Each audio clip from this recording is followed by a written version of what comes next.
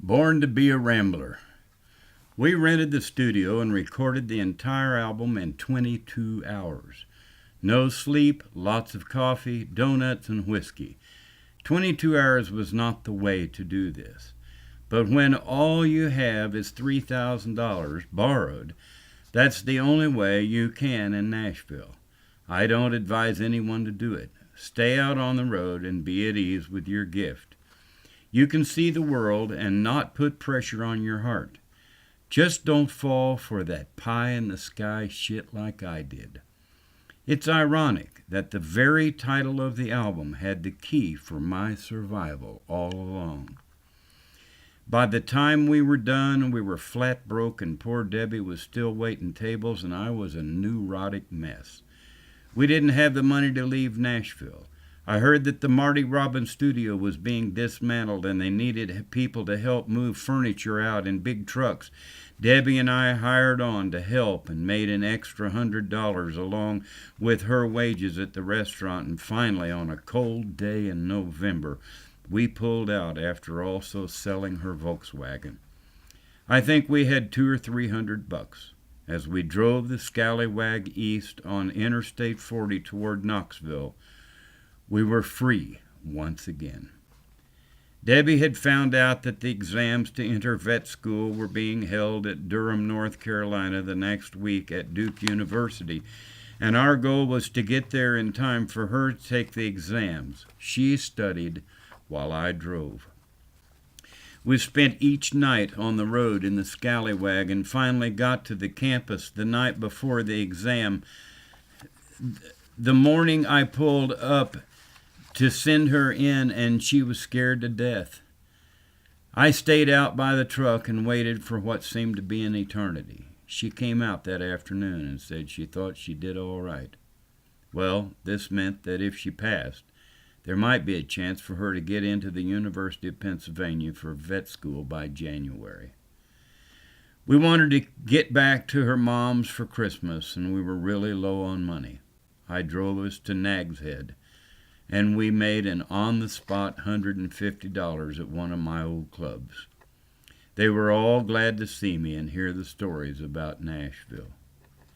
We drove on up to Richmond and played another on-the-spot gig at another one of my old clubs and made it home by the week before Christmas. Debbie came up with the idea of putting 30 poems in a little Xerox poetry book to sell with the new album on stage. By January or February, she was in school at Philly, and I was on the road alone again in the scallywag. But now I had a poetry book and a tape to sell. $10 would buy a book and a tape. Debbie was alone in school, and I was alone on the road.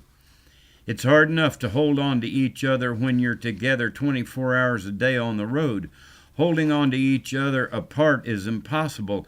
I was so lonely that I could not stand it.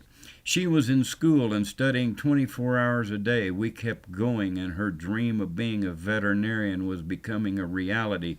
But her dream of being in love with me was real hard to maintain. I was drinking and drugging and reaching out to people for places to sleep on the road and traveling 1,000 miles a week in an old worn-out truck that was falling apart. From Vermont to South Carolina, the beaches and ski resorts were my home. Clubs change. They either get busted for drugs or get sold to new owners, so I learned quick not to put my heart and soul into a place because they never lasted. The old ski resort in Somerset, Pennsylvania, Hidden Valley, sold to a major corporation from Gaithersburg, Maryland. The corporation came into the Laurel Mountains of western Pennsylvania and bought this beautiful little mom-and-pop resort and decided they didn't need the mountain people to work there anymore. From the chefs to the hotel maids and from the bar managers to the musicians, they fired everyone and brought in a bunch of city corporate people and took over and turned it into a corporate-owned playground for the rich and shameless people from Washington, D.C. Needless to say, they fired my ass for selling too much booze to a packed house of local mountain folks. At the same time that happened, Walt and Shelley Bickner sold the Sportsman's Lounge in Jeannette, and I lost that club. Then Talbot Street Cafe in Ocean City, Maryland sold, and Billy and Dale and Captain Jack left, and the new owners turned it into a rock and roll club.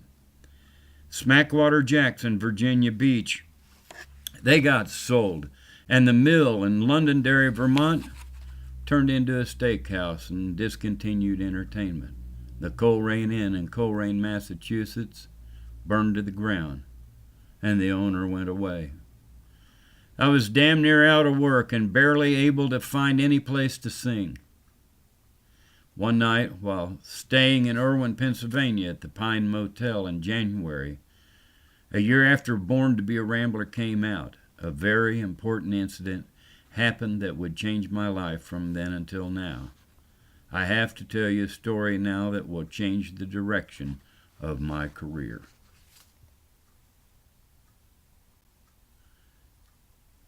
This is real.